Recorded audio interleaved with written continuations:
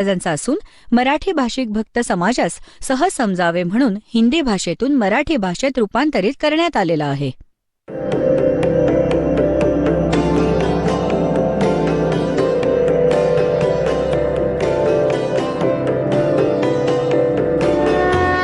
और ज्ञान सब ज्ञान डी कबीर ज्ञान सो ज्ञान और जैसे घोड़ा तोब कायम करता चले मैदान. जगद्गुरु तत्वदर्शी संत रामपालजी महाराजांचे अमृत वचन सर्व पवित्र धर्मांच्या व पवित्र शास्त्रांच्या आधारावर. सतगुरुदेव की जय. बंदी छोड़ कबीर परमेश्वर जी की जय. बंदी छोड़ गरीबदास जी महाराज जी की जय. स्वामी रामदेवानंद जी गुरु महाराज जी की जय हो.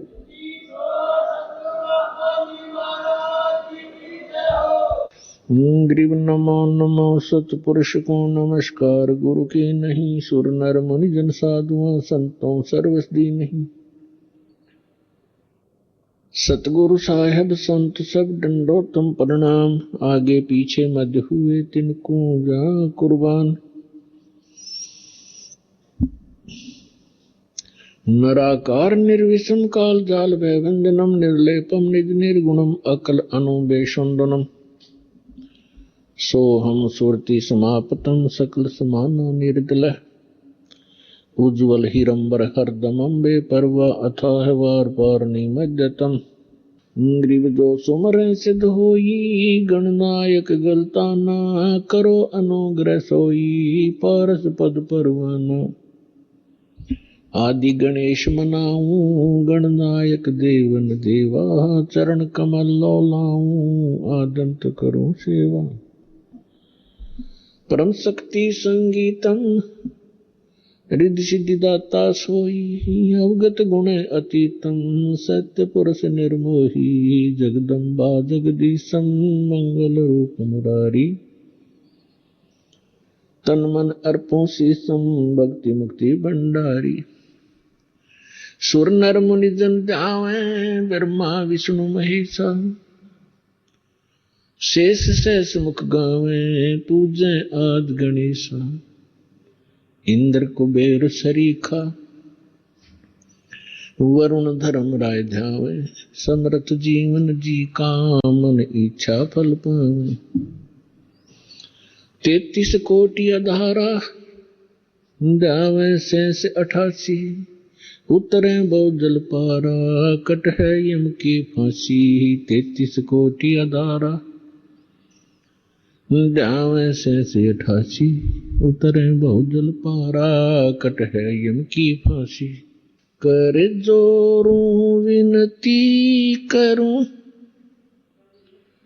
धरूं चरण पर शीस. गुरु जी राम देवानंद जी महाराज ने दियो नाम बख्शीस. कोटि कोटि सिजदा करूं कोटि कोटि प्रणाम. चरण कमल में राखियो मैं बांधी जाम गुलाम. कुत्ता हूँ गुरुदेव का रामपाल दास का नाम. गले प्रेम की जेवड़ी जाखे चोभा जाऊं मैं. तो करो तो बावड़ू दूर दूर करो तो जाऊं. जो राखो त्यों ही रहूं जो देवो सो खाऊं. परमपिता परमात्मा पूर्ण ब्रह्म साऱ्या सृष्टीचे रचनाकार कबीर देव कबीर साहेब कबीर परमेश्वरांच्या असीम कृपेने तुम्ही सर्व पुण्यात्मे हे अमृत ज्ञान ऐकण्यासाठी उपस्थित झाला आहात.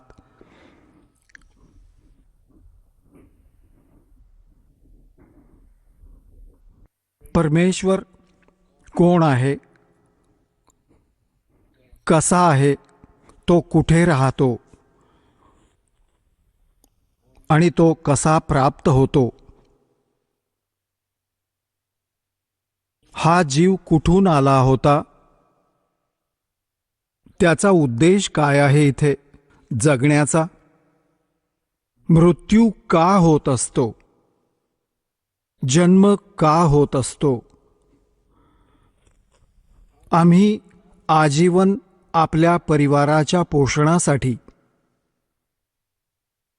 आपलं एखादं घर, महाल बांधण्यासाठी इतक्या तळमळीने झटत असतो.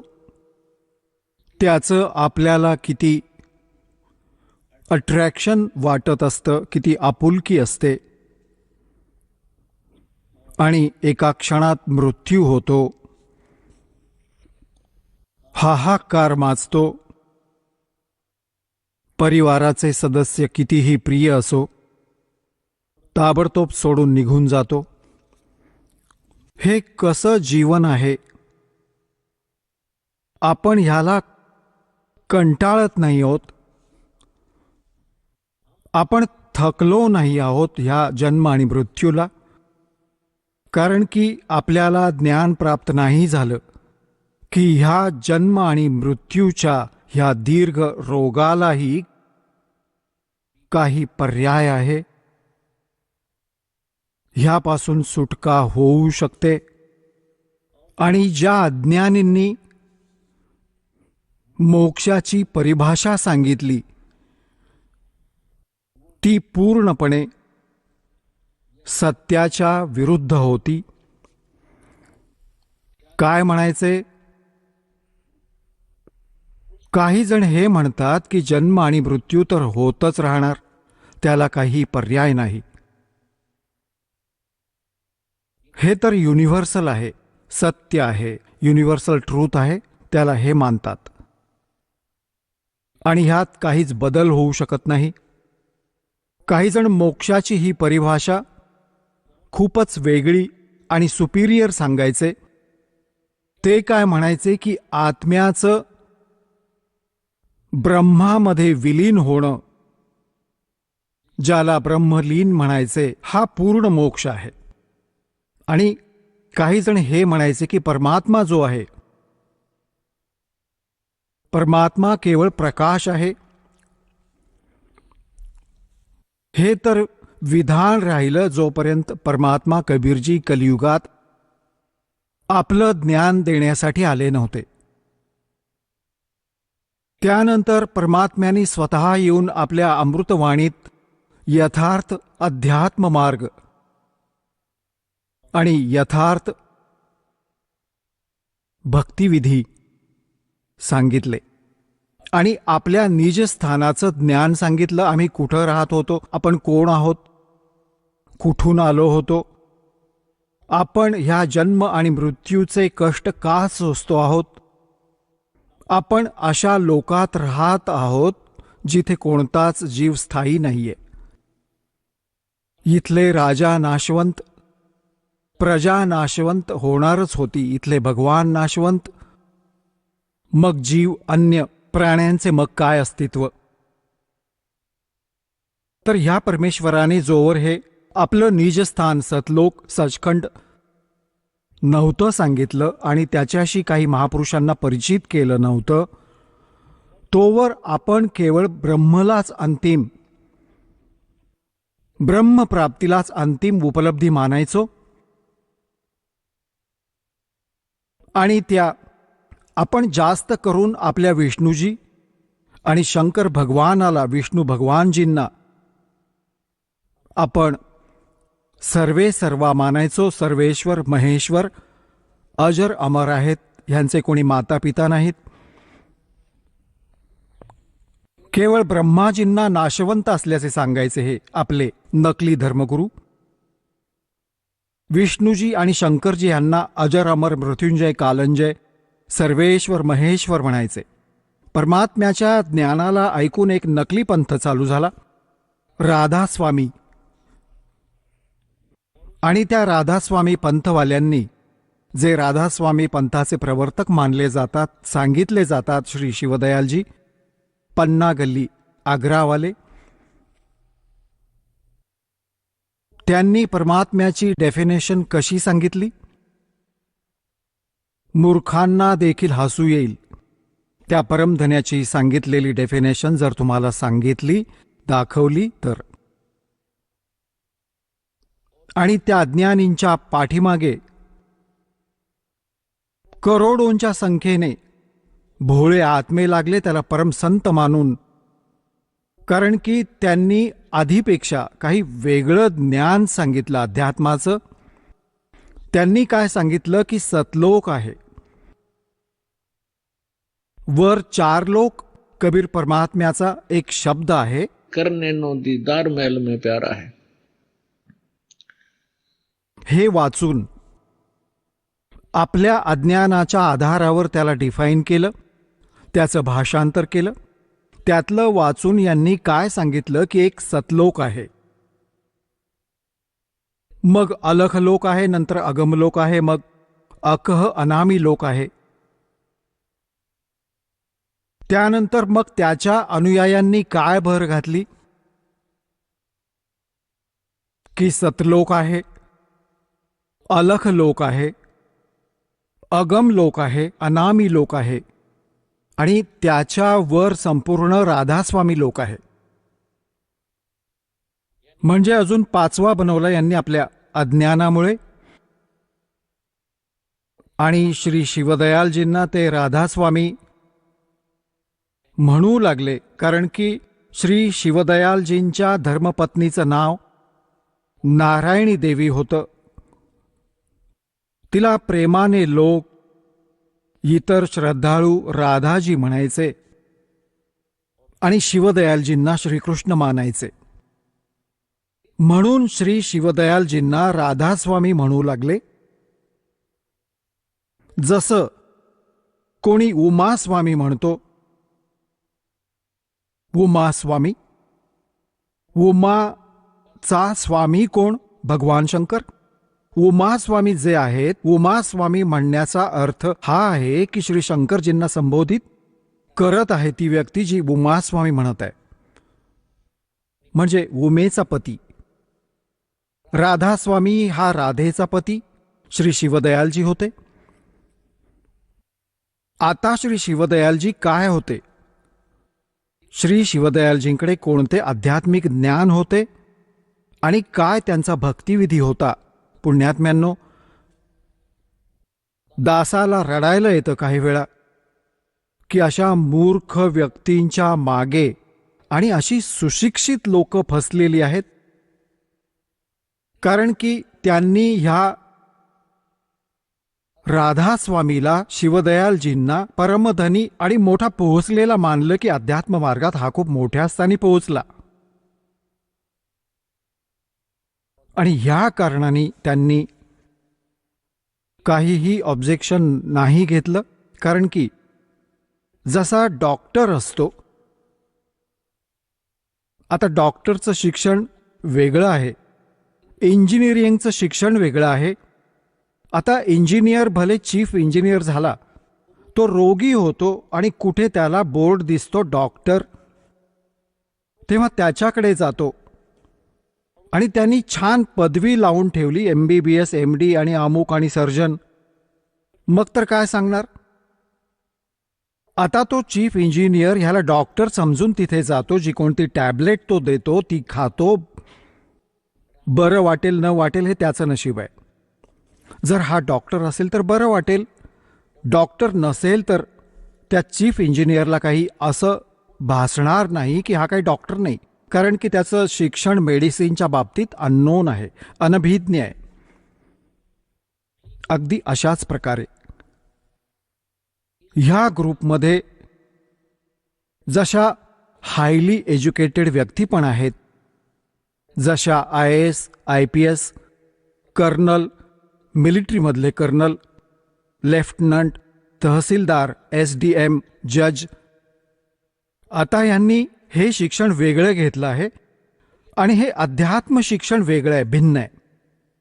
यांनी ह्या राधास्वामी पंथाच्या प्रवर्तकाला, श्री शिवदयालजीला एक महापुरुष आणि साक्षात्कारी संत मानून समर्पण केलेलं आहे.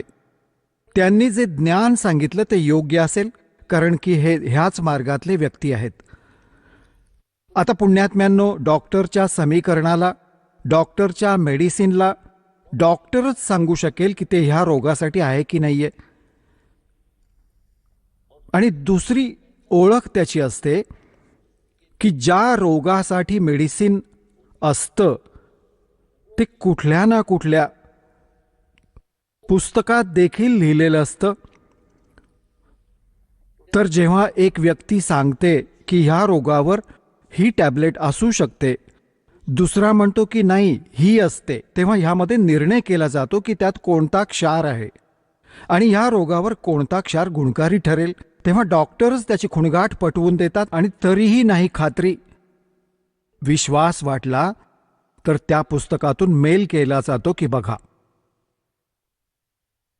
हे मेडिसिन आहे आणि त्याचे हे गुणधर्म आहेत, तेव्हा निर्णय होतो. तेव्हा अगदी अशाच प्रकारे हा दास सुद्धा एक आध्यात्मिक टीचर आहे. आणि जेवढेही धर्मगुरू आहेत हे सर्व आध्यात्मिक टीचर वर्तमानातले आहेत म्हणवतात. कोणी सद्गुरू म्हणवतात, कोणी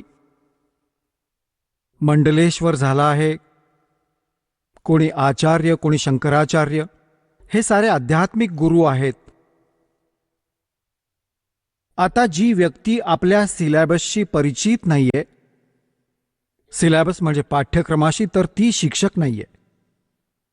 भले त्याला भोळे विद्यार्थी अध्यापक आणि टीचर म्हणत असोत, जर त्याला आपल्या सिलॅबसची ओळख नसेल तर तो टीचर नाहीये. तेव्हा जितकेही आपले धर्मगुरू झाले आहेत, विशेष करून हिंदू धर्माशी आपली चांगली ओळख आहे, आणि जितकेही आजवर ऋषी महर्षी झाले आहेत,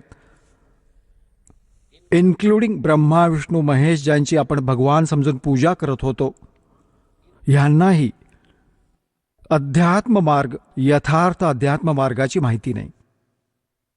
केवळ ते महापुरुष सोडून ज्यांना परमात्मा स्वतः येऊन भेटले होते, त्यांना आपल्या यथार्थ स्थानी सचखंड सतलोकात घेऊन गेले होते आणि त्या आपल्याशी परिचित करून त्यांना परत सोडलं होतं.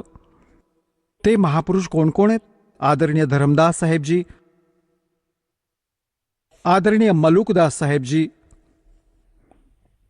आदरणीय नानक साहेब, नानक देव साहेबजी, जे शीख धर्माचे प्रवर्तक मानले जातात, आदरणीय दादू साहेबजी, आदरणीय गरीबदास साहेबजी, गाव छुडानी, जिल्हा झज्जर, हरियाणा वाले, आदरणीय घिसादास साहेबजी, गाव खेखडा आणि जिल्हा आता बागपूर झालाय, पूर्वी मेरठ होता, उत्तर प्रदेश वाले, आदरणीय स्वामी रामानंदजी, काशीवाले, बनारसवाले. ह्या महापुरुषांना परमात्मा प्रत्यक्ष भेटले. जसं परमेश्वराचं विधान आहे, वेदांमध्ये प्रमाण आहे की तो परमात्मा सचखंडात राहतो, वरच्या लोकात, तेजोमय लोकात राहतो. तिथे एका खूप मोठ्या महालात, एका खूप मोठ्या सिंहासनावर आणि मुकुटासहित विराजमान आहे. जसा राजा विराजमान असतो आपल्या तख्तावर, आपल्या सिंहासनावर, वर छत्र आहे त्या मालकाच्या डोक्यावर. परमात्मा मानव सदृश्य आहे, नर आकार आहे. तो तिथून गती करून येतो, तिथून चालत येतो. सशरीर येतात भगवान आणि चांगल्या आत्म्यांना भेटतात, दृढ भक्तांना भेटतात. वेद प्रमाणित करत आहेत की परमात्मा अशा लीला करतो. आणि पुण्यात्म्यांनो, जगातली कोणतीही व्यक्ती अशी नाहीये जी वेदांना, श्रीमद भगवद्गीतेला असं म्हणेल की हे व्यर्थ आहेत, ह्यातलं ज्ञान बरोबर नाहीये. आणि विशेष करून आपल्या हिंदू धर्मामध्ये तर हे शिरोधार्य आहेतच आहेत. तर पुण्यात्म्यांनो, आधी तर आपल्याला ही ओळख झाली पाहिजे की हू इज गॉड, कोण आहे परमात्मा. आणि कसा आहे, कुठे राहतो, परमात्म्याची आवश्यकता का आहे, त्याला मिळवण्यासाठी राजांनी राज्यांचा त्याग केला आणि ऋषी महर्षींनी आजीवन आपली साधना करत करत शरीर झिजवली. तर कसा आहे तो भगवान, कसं आहे ते स्थान ज्यासाठी इतके त्रास सहन करावे लागले आणि करत आहोत, अजूनही आपण ते करतो आहोत. तेव्हा ह्यासाठी तो मग कशामुळे भेटतो?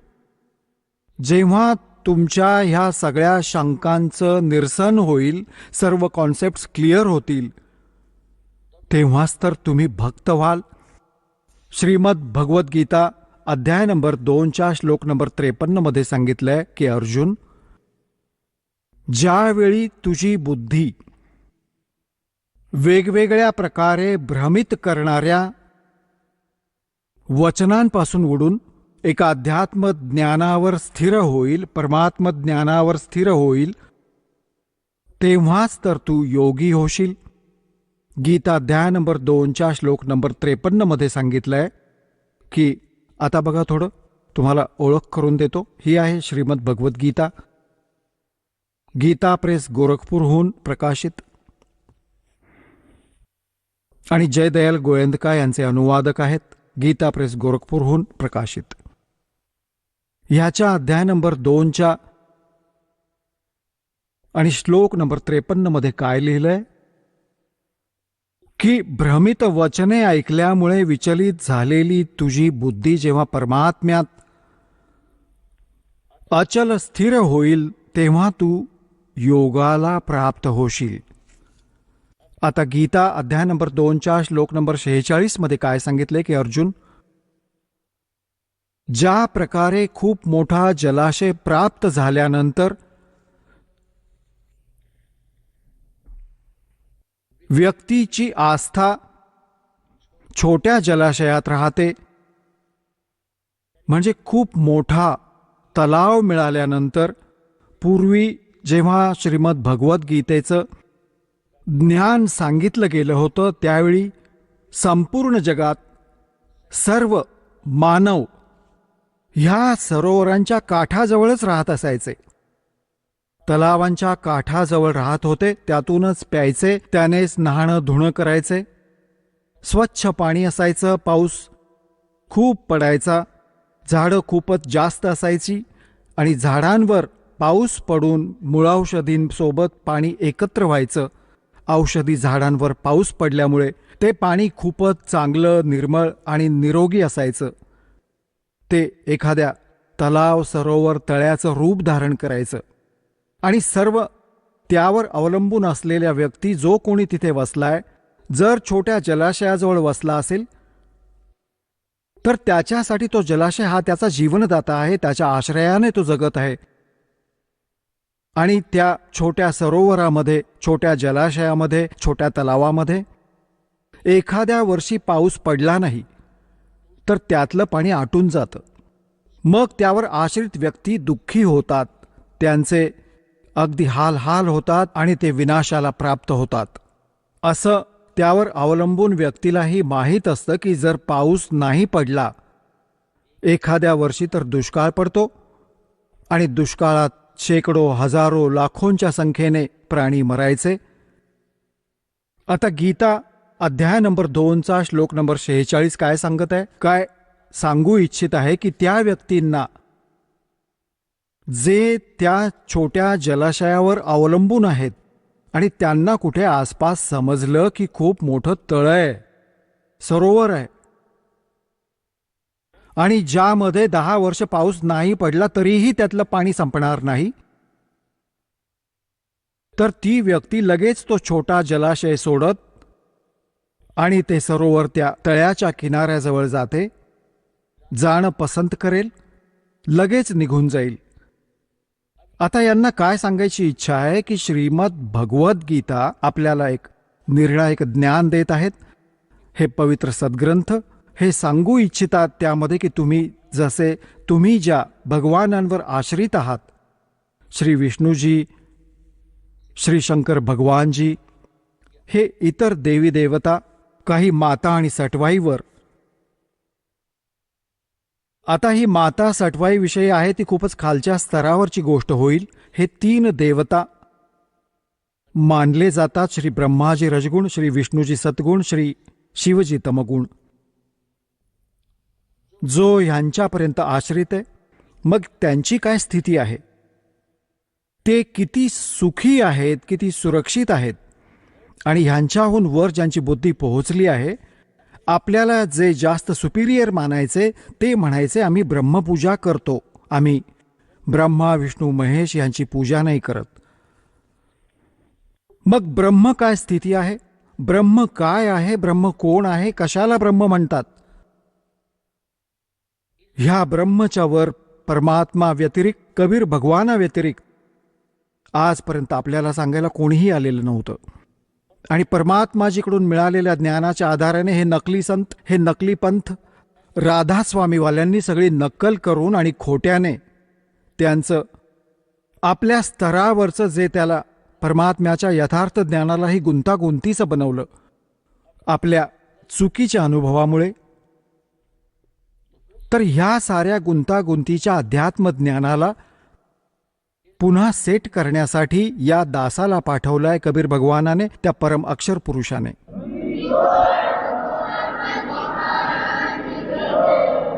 आणि त्याविषयी परमात्म्याने कबीर साहेबांनी सांगितलंय की 9 मन सूत उड़ जिया, ये ऋषि रहे जखमार, और सतगुरु ऐसा सुलझा दे, उड़ जाना दूजी बार.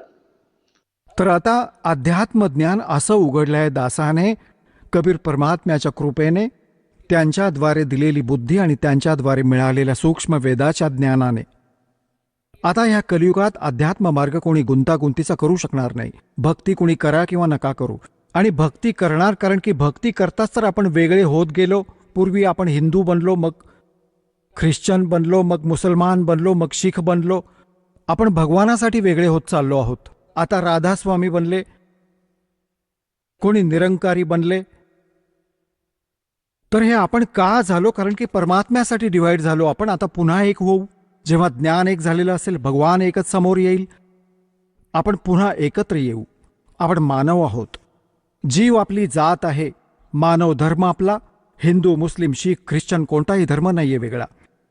हे एक दिवस तुमच्या हृदयात नीट जागा बनेल याची सत्यतेसोबत, एकतर फॉर्मॅलिटी असते, सत्यतेसोबत तुम्ही ह्याचा स्वीकार कराल की आपण वेगळे नाही आहोत, आपण इथले रहिवासी नाही, आपण सतलोकात राहणारे. आता जो प्रसंग चालू आहे, गीता अध्याय नंबर 2 श्लोक नंबर 46 मध्ये सांगितलंय की छोट्या जलाशयावर अवलंबून कोणी व्यक्ती आहे आणि त्याला खूप मोठा जलाशय म्हणजे तळ प्राप्त झालंय, तेव्हा तो छोटा जलाशय, मोठा जलाशय मिळाल्यानंतर छोट्या जलाशयाचं जे प्रयोजन उरतं, ठीक अशाच प्रकारे त्या परमात्म ज्ञान मिळाल्यानंतर, ते परमात्म ज्ञान मिळाल्यानंतर त्या परमक्षर ब्रह्मच्या परिपूर्ण मार्गाच्या, त्या अध्यात्म मार्गाच्या प्राप्तीनंतर ह्या छोट्या भगवानांवर, इतर भगवानांवर जशी श्रद्धा असेल, अशी श्रद्धा असेल जशी छोट्या जलाशयावर असते मोठा जलाशय मिळाल्यानंतर. आता कशी? जसा कोणी छोट्या तलावावर आश्रित असायचा, त्यातलं चांगलं पाणी असायचं, स्वच्छ पाणी असायचं, शुद्ध पाणी असायचं, आणि त्याने आपलं जीवननिर्वाह करायचं, पण ते पुरेसं नव्हतं, सफिशियंट नव्हतं ते. त्याला माहीत होतं एखाद्या वर्षी पाऊस पडला नाही तर हाल होऊन परिवारासकट नष्ट होऊ. पण ते पाणी खराब नव्हतं, मात्र पुरेसं नव्हतं. आणि जेव्हा तो तलाव सापडतो तेव्हा ते पाणी त्याहूनही शुद्ध असतंच, तसंच आहे आणि पुरेसं आहे. पण त्या छोट्या जलाशयाला सोडून लगेच त्या दुसऱ्या मोठ्या जलाशयावर ती व्यक्ती आश्रित राहते.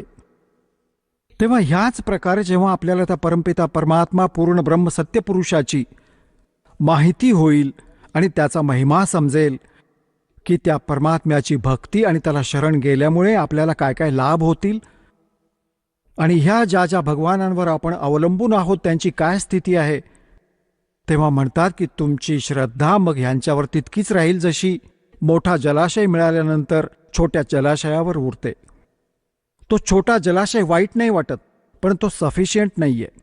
त्यामुळे त्याचा त्याग करणे हे त्याला योग्य वाटतं. ठीक अशाच प्रकारे ह्या अध्यात्म मार्गाला गीताध्याय नंबर 2च्या श्लोक नंबर 46 मध्ये समजावण्याचा प्रयत्न केला आहे. बघा, श्रीमद भगवद्गीता अध्याय नंबर 2 मधला हा बघा, गीता अध्याय नंबर 2 आणि श्लोक नंबर हा 46. सर्व प्रकारांनी परिपूर्ण जलाशयाच्या प्राप्तीनंतर छोट्या जलाशयाचे मनुष्यासाठी जे प्रयोजन असतं, आता यांची बुद्धी तर ब्रह्मपर्यंत होती. हे अनुवादक आहेत. हा सांगतो की ब्रह्मला असतं, ब्रह्मला तत्वाने जाणून घेणाऱ्या ब्राह्मणांचंही समस्त वेदांमध्ये तितकंच प्रयोजन असतं. आता वेदांमध्ये नाही हे, आता अनुवाद करणं जमलं नाही. यांना अक्कल नव्हती की हे वेद, हे ज्ञान कोण सांगत आहे, यांना हे माहीत नव्हतं आजपर्यंत.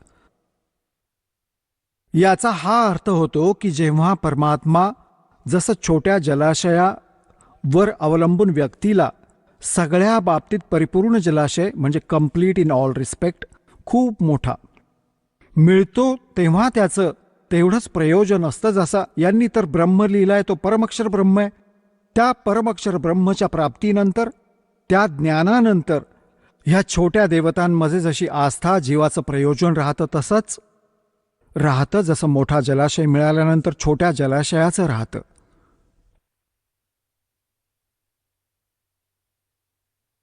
आता पुण्यात्म्यांनो, सर्वात आधी आपल्याला हे पाहावं लागेल की परमात्म्याला कसं ओळखायचं. आता ओळखीचं काही, आपल्याला देवाची ओळख, परमात्मा आपण ऐकलं कोणाकडून? आपल्या धर्मगुरूंकडून. आपले धर्मगुरू काय सांगायचे की आम्ही वेदांमधलं ज्ञान देत आहोत, आम्ही श्रीमद भगवद्गीतेतलं तुम्हाला सांगत आहोत, आम्ही पुराणातलं ज्ञान तुम्हाला देत आहोत. तेव्हा आजपर्यंत आपण हिंदू धर्मात जन्मलेले प्राणी आपल्या ह्या सद्ग्रंथांना सत्य मानत आलो आहोत की आपले धर्मगुरू पुराणातलं, गीतेतलं आणि वेदातलं, पवित्र सद्ग्रंथातलं ह्यातलंच ज्ञान सांगत आले आहेत. त्यावेळी आपण शिक्षित नव्हतो, आपले पूर्वज शिक्षित नव्हते. शिक्षण प्राप्त करण्याचा केवळ एका वर्णाला अधिकार होता, ब्राह्मणांना. आणि समाजाने त्या ब्राह्मणांना ही सूट दिली होती की तुम्ही ह्या वेदांना, सद्ग्रंथांना जाणून घ्या आणि मग समजल्यावर आम्हाला सांगा. मग आम्ही ह्यात जे मार्गदर्शन केलं आहे आम्हाला समजावून सांगा. आम्ही मग त्याचप्रमाणे आपला जीवन निर्वाह करू आणि त्याचप्रमाणे आम्ही ही परमात्म्याची भक्ती करू. आणि त्यासाठी यांना फ्री सोडलं की आम्ही तुम्हाला दक्षिणा देत राहू, तुम्ही तुमचा निर्वाह देखील करा त्यातून आणि सद्ग्रंथांना खूप बारकाईने जाणून घ्या आणि मग आम्हाला सांगा. ते टीचर होते, टीचर बनवले गेले. आता त्या धर्मगुरूंना जे ज्ञान समजलं ते सुद्धा तुम्हाला मिळालं. तुम्हाला काय सांगितलं गेलंय? ब्रह्मा विष्णू महेश हे सर्वेश्वर, त्यांचे कोणी माता पिता नाहीत, त्यांचे जन्ममृत्यू नाही होत, ते सर्वेश्वर आहेत. आणि काहींनी काय सांगितलं की ब्रह्म सुप्रीम पॉवर आहे, ब्रह्म. आता पुण्यात्म्यांनो, ही तर पोरांची व्याख्या होती, अजाण मुलांची दंतकथा, लोकवेद, सांगोवांगी अज्ञानाने भरलेलं हे सगळं. आता आधी तर तुम्हाला दाखवतो ब्रह्मा विष्णू महेश ह्यांचा जन्ममृत्यू होतो, त्यांना माता पिता आहेत. विशेषतः हिंदू धर्म कम्प्लिटली ह्या दोन देवतांवर अवलंबून आहे, श्री विष्णूजी आणि श्री शंकरजी. त्यानंतर मग जसं आपल्याला ज्ञान मिळत गेलं, वाहवत गेलं, कोणी हनुमानाची पूजा करतोय, कोणी शेरावालीला पूजत आहे आणि काली मातेच्या कुठे लागला आहे पूजेमध्ये, आणि मग अजून खालच्या स्तरावर आलो आपण, की आपण कुठे 4 विटा लावल्या त्यावर डोकं ठेवायला लागलो, किंवा कुठे मंदिर, मशीद, गुरुद्वार बांधून दिले, परमात्मा शोधायला लागलो. पण मुख्य रूपाने हिंदू धर्माचे लोक श्रद्धाळू श्री विष्णूजी आणि श्री शंकरजींना सुप्रीम मानून पूजा करायचे. आणि आम्हाला हे सांगितलं गेले की यांचे कोणी माता पिता नाहीयेत. केवळ ब्रह्माजींच्या मृत्यूविषयी तेवढे सांगत असत. वय निर्धारित होतं की 100 वर्षांचं आयुष्य होतं, मग आपोआप जन्म होतो. आणि हे तिन्ही देवता स्वयंभू आहेत अशी निरर्थक माहिती सांगितली आपल्याला. आता आमचे सद्ग्रंथ काय सांगतात, त्यांचे आत्मचरित्र काय सांगते, त्यांचा इतिहास काय सांगतो, ज्या सद्ग्रंथांना आपण खरं मानत होतो. बघा, श्रीमद देवी भागवत 3रा स्कंद,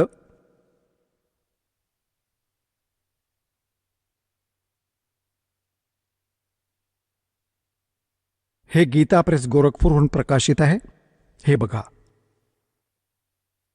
याचे हे सचित्र मोठा टाईप, केवळ हिंदी, संपादक हनुमान प्रसाद पोद्दार, चिमनलाल गोस्वामी. आणि हे इथून प्रकाशित आहे, मुद्रित आणि प्रकाशित आहे गीता प्रेस गोरखपूरहून. गीता भवन कार्यालय, कोलकाता का संस्थान, गीता प्रेस गोरखपूर. ह्याच्या 123व्या पानावर घेऊन जातो तुम्हाला. अगदी दोन मिनिटात सगळी गोष्ट समजून येईल. 123 पानावर हा 3रा स्कंद. भगवान विष्णू आपली माता दुर्गा हिच्या महिम्याची स्तुती करताना म्हणतात, तू शुद्ध स्वरूप आहेस. हा सगळा संसार तुझ्यातूनच उद्भाषित होत आहे. मी ब्रह्मा आणि शंकर आम्ही सारे तुझ्या कृपेनेच विद्यमान आहोत. आमचा आविर्भाव म्हणजे जन्म, तिरोभाव म्हणजे मृत्यू. आमचा तर जन्म आणि मृत्यू होत असतो. केवळ तूच नित्य आहेस, जगत जननी आहेस, प्रकृती आणि सनातनी देवी आहेस. हा प्रकृती शब्द लक्षात ठेवा की दुर्गेला प्रकृती देखील म्हणतात. ज्यावेळी दास तुम्हाला श्रीमद भगवद्गीतेत हे सिद्ध करेल की ब्रह्मा विष्णू महेश यांची उत्पत्ती दुर्गेपासून झाली आहे आणि गीतेमध्ये सांगितलंय, त्यावेळी प्रकृती शब्द तुमच्या उपयोगाला येईल की प्रकृती दुर्गेला म्हणतात. गीतेमध्ये 2 प्रकृती सांगितल्या आहेत. एक तर जड, जसे हे अग्नी, वायू, हवा वगैरे, आणि एक चेतन ही दुर्गा प्रकृती आहे. तेव्हा ह्यासाठी म्हणतात की तुम्हीच प्रकृती आहात. आणि मग भगवान शंकर काय म्हणतात बघा. भगवान शंकर म्हणाले, देवी, जर महाभाग विष्णू तुझ्यामुळेच प्रकट झाले आहेत, त्यांच्यानंतर उत्पन्न झालेले ब्रह्मा देखील तुझेच बालक झाले, मग मी तमोगुणी लीला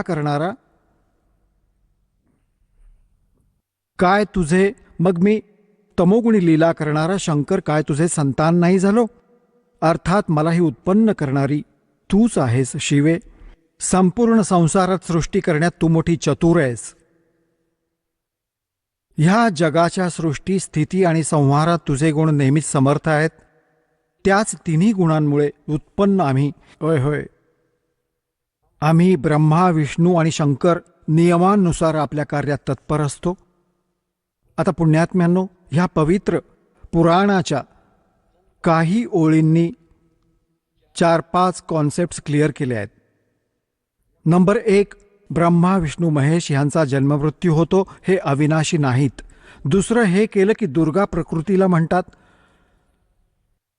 तिसरं हे झाले की प्रकृती दुर्गा यांची आई आहे. आणि चौथं हे झालं की रजगुण ब्रह्मा आहेत, सद्गुण विष्णू, तमोगुण शिवजी.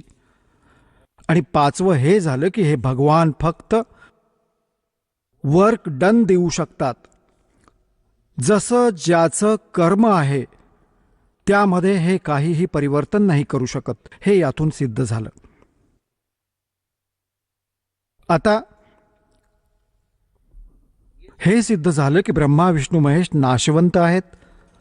आता जो भगवान नाशवंत आहे आणि आपण त्यांची पूजा करतो, तर आपण सुद्धा नाशवंत आहोत, कारण की आपण तिथे जाऊ जिथे त्यांचा लोक आहे. ब्रह्माजींचा उपासक ब्रह्माजींच्या लोकात, विष्णूजींचा उपासक विष्णूजींच्या लोकात, शिवजीचा उपासक शिवजींच्या लोकात. आणि हे भगवान नाशवंत आहेत आणि ह्यांचाही मृत्यू होईल, ह्यांचा लोक ही नष्ट होईल. मग आपण सुद्धा गेलो जन्ममृत्यूमध्ये. म्हणजे आपल्याला कंप्लीट मोक्ष नाही मिळाला, संपूर्ण मोक्ष नाही मिळाला. कोणता मोक्ष?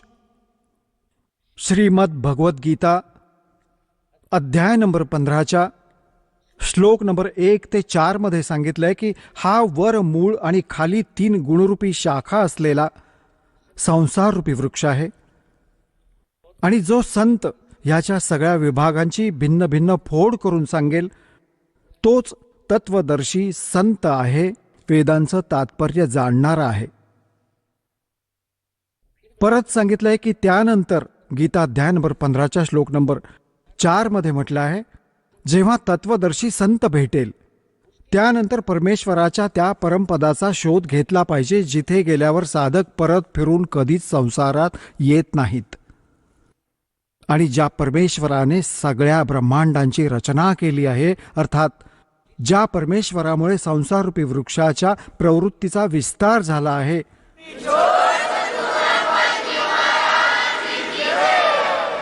चला आता आपण त्या श्रद्धाळूंचे अनुभव जाणून घेऊयात ज्यांनी जगद्गुरू तत्वदर्शी संत रामपालजी महाराजांकडून दीक्षा प्राप्त केलेली आहे, तसेच त्यांच्याद्वारा सांगितलेल्या भक्ती मार्गावर चालत आहेत.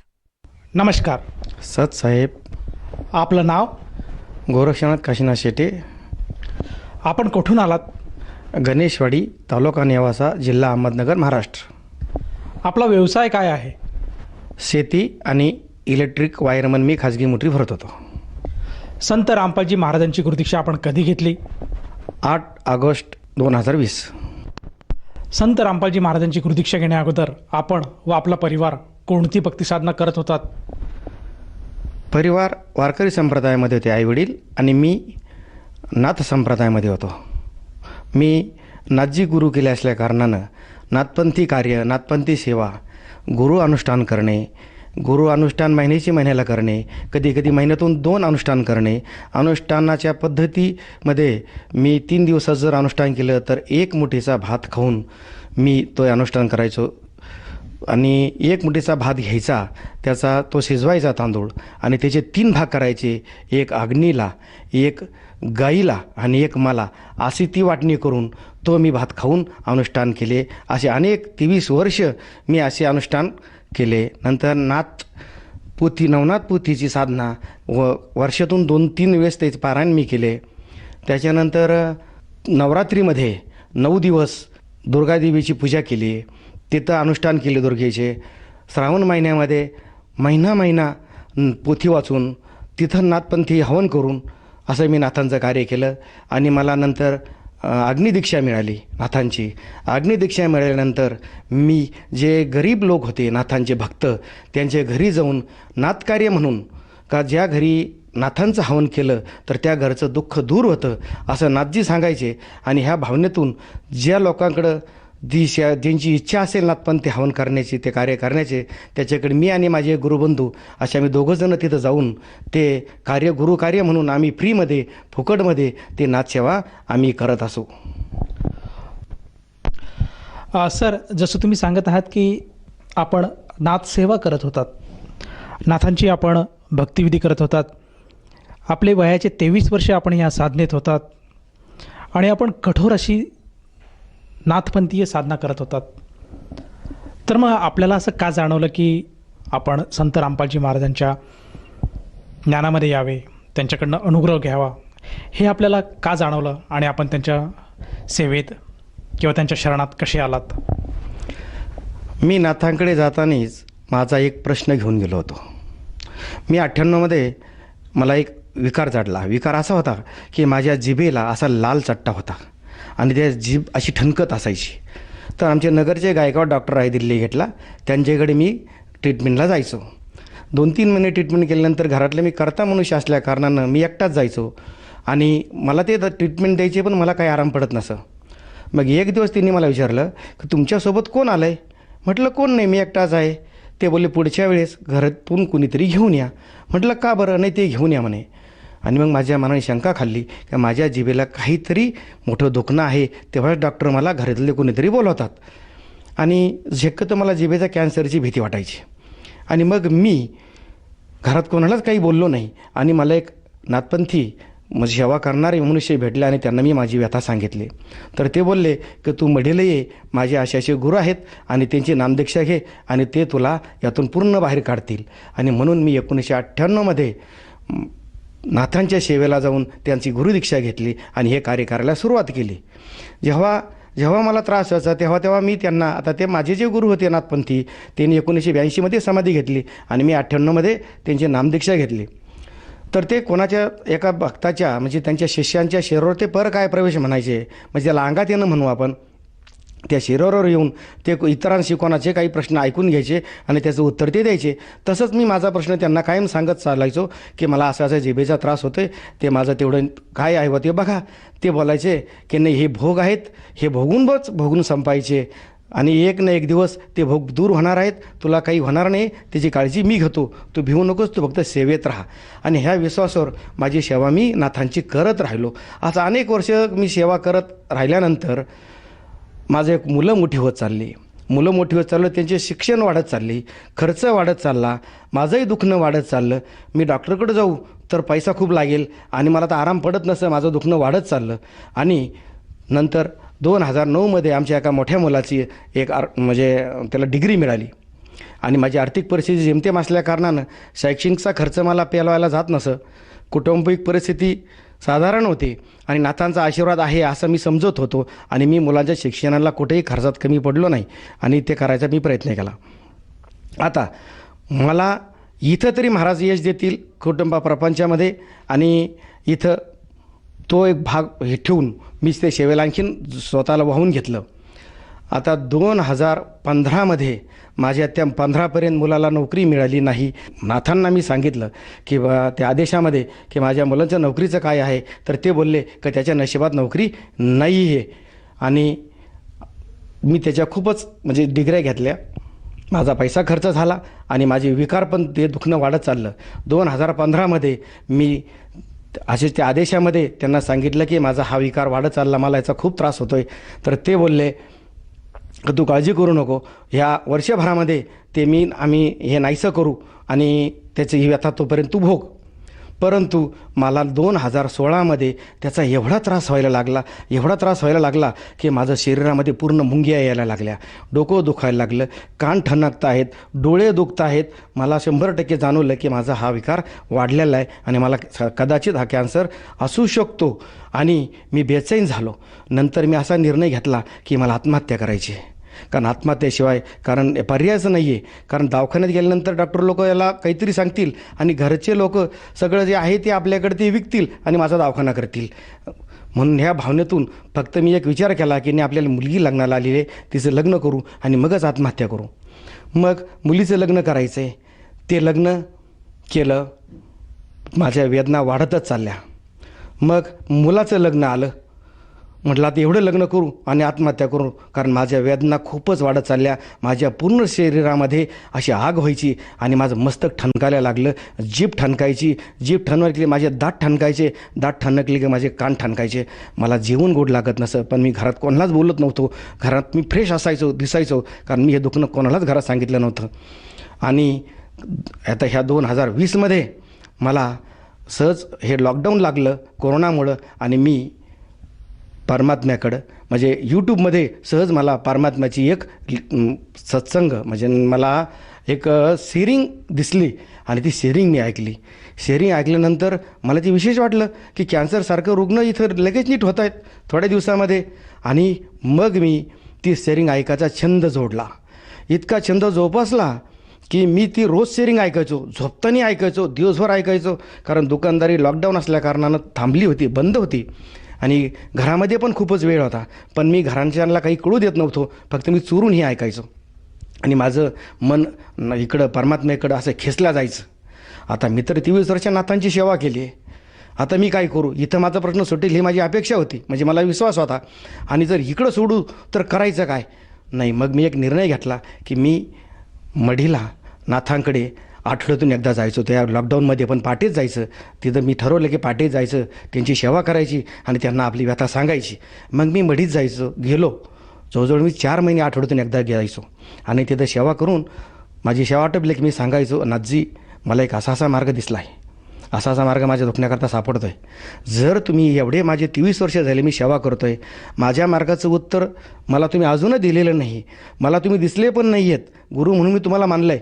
ना तुम्ही समाधी घेतल्यानंतर मी आलो आहे, मला कबूल आहे, परंतु मला तुम्ही दिसले नाहीत ना, मला दृष्टांत नाही तुमचा. दुसऱ्याच्या शरीरावरून तुम्ही आदेश म्हणजे दुसऱ्याच्या शरीरावर येऊन तुम्ही सांगताय, त्याच्यावर भावविश्वास ठेवून मी आजपर्यंत जगलो नाही. माझी आज खरोखर जर मनापासूनची सेवा असेल तर तुम्ही मला माझ्या प्रश्नाचं उत्तर द्यावं. आणि मी त्यांना सांगायचो की मला तुम्ही माझ्या प्रश्नाचं उत्तर द्या, नाहीतर मी इकडं असा मला मार्ग दिसतो आहे परमात्म्याचा, मी तिकडे जाणार आहे.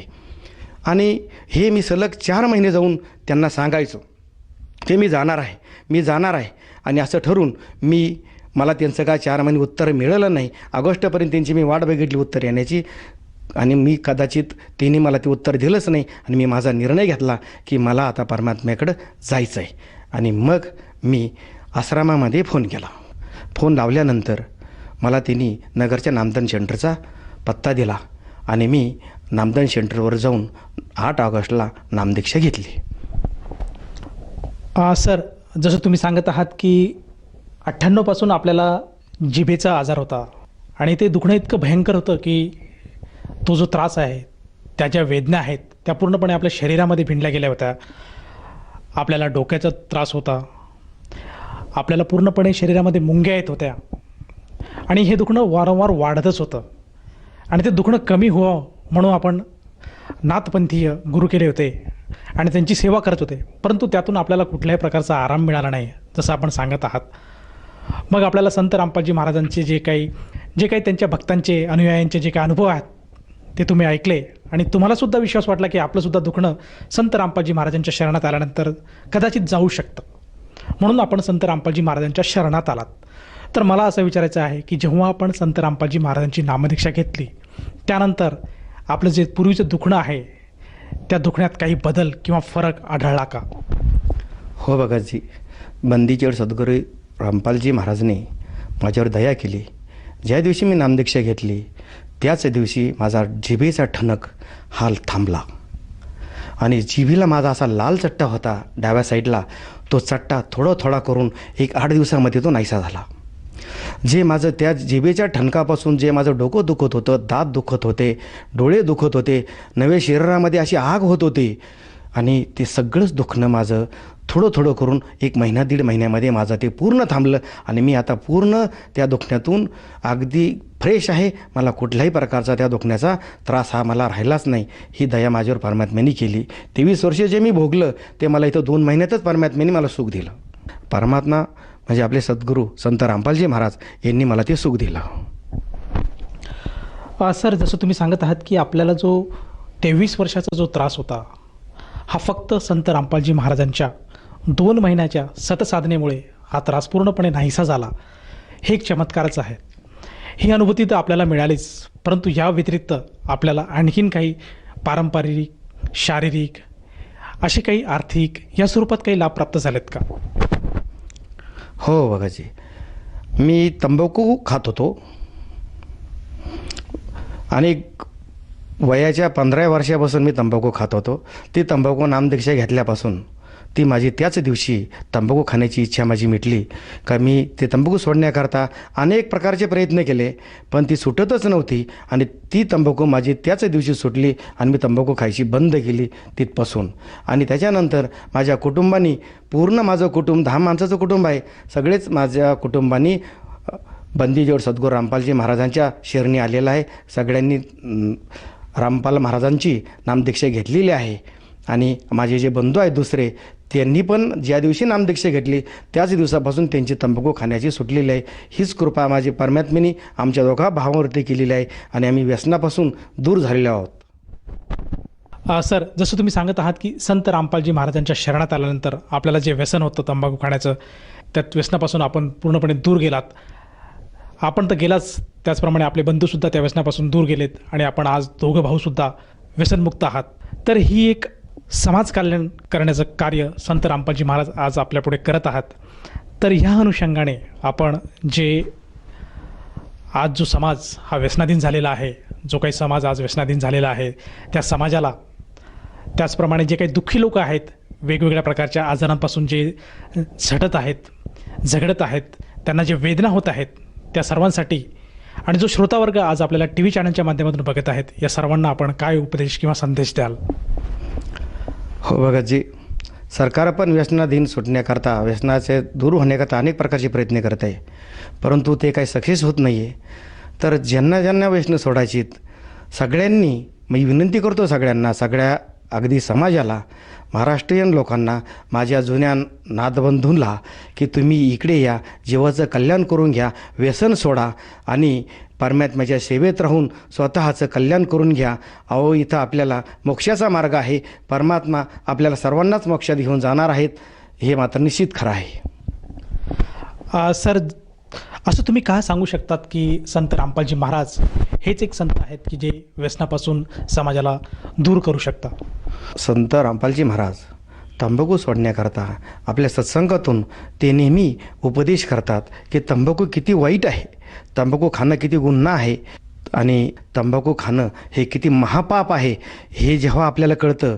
आणि सद्गुरू रामपाल महाराजांची नामदीक्षा घेण्याच्या अगोदर त्यांची जी नियमावली आहे, तर त्या नियमावलीमध्ये पहिली अट तीच आहे, जे व्यसनं आहेत, जे व्यसनं असतील ती थांबावं लागतील, व्यसनं सोडून द्यावं लागतील, तरच ती नामदीक्षा मिळते. आणि एक नामदीक्षा घेण्याच्या म्हणजे आपल्याला जी उत्कंठा असते त्याच्या माध्यमातून आपण गुरुवर म्हणजे आपला तो विश्वास ठेवून आपण जर ते आत्मसात केली नामदीक्षा, तर निश्चित तंबाखू खाण्याची, इतर व्यसन करण्याची ही जी आपली बुद्धी असते ती नाही, म्हणजे व्यसन दूरच होतं, खाण्याची इच्छाच होत नाही आहे. हे तितकंच खरं आहे. सर, जसं तुम्ही सांगत आहात की संत रामपालजी महाराज आज त्यांच्या सत्संगाद्वारे सांगत आहेत की व्यसन करणं हे किती चुकीची गोष्ट आहे आणि प्रत्येक मानवाने त्यापासून परावृत्त व्हायला हवे, जेणेकरून तो सद्मार्गाला लागू शकेल आणि सद्भक्ती करू शकेल. तर ह्या अनुषंगाने जर एखाद्या साधकाला जाणवलं की आपणसुद्धा संत रामपालजी महाराजांची नामदीक्षा किंवा गुरुमंत्र घ्यावा, तर तो साधक किंवा ती व्यक्ती नामदीक्षा गुरुमंत्र कसा घेऊ शकेल? बंदीचोड सद्गुरू रामपालजी महाराज यांचा सत्संग अनेक चॅनेलवरती आपल्याला बघायला मिळतो. त्या टी व्हीच्या खालच्या बाजूला नामदान तिथल्या आश्रमातले फोन नंबर येतात. त्या आश्रमामध्ये तो नंबर घेऊन आपण फोन करून आपल्याला ते पूर्ण नामदान सेंटर कुठे आहे, काय आहे, ती कशी माहिती आहे, ते आपल्याला तिथून पूर्ण माहिती देऊन आपल्याला सांगतात आणि आपण ती माहिती घेऊन आपण नामदान घेऊ शकतो. सर, जसं तुम्ही सांगत आहात की संत रामपालजी महाराजांच्या दयेने आज महाराष्ट्रामध्ये प्रत्येक जिल्ह्यामध्ये नामदान केंद्राची सुविधा उपलब्ध आहे आणि आपल्या टी व्हीच्या स्क्रीनवर जे काही नंबर दिसत आहेत, मोबाईल नंबर, त्या मोबाईल नंबरपैकी कुठल्याही एखाद्या नंबरवर जर साधकाने किंवा इच्छुक व्यक्तीने संपर्क साधला तर त्याला जवळच्या नामदान केंद्राची माहिती मिळेल आणि तो व्यक्ती तेथे जाऊन नामदीक्षा घेऊ शकेल. परंतु मला असं विचारायचं आहे की या ज्या गुरुमंत्रासाठी किंवा नामदीक्षेसाठी त्या व्यक्तीला त्या सेंटरवर, त्या नामदान स्थळावर जाऊन किती पैसे मोजावे लागतात? निःशुल्क सर, मोफत. कुठल्याही प्रकारचा चार्ज तिथे घेतला जात नाही. उलट नामदीक्षा घेतल्यानंतर भक्तिबोध, प्रसाद, अमृतजल हे आपल्याला आणि परमात्म्याचा फोटो आपल्याला ते फ्री दिला जातो. धन्यवाद. सत साहेब.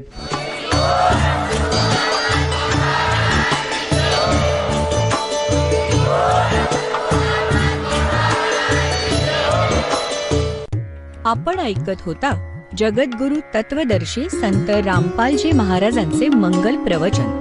निःशुल्क नामदीक्षा प्राप्त करण्यासाठी आणि अधिक माहितीसाठी संपर्क करा 7030303951 7030303952. आमची वेबसाईट आहे www.jagadgururampalji.org.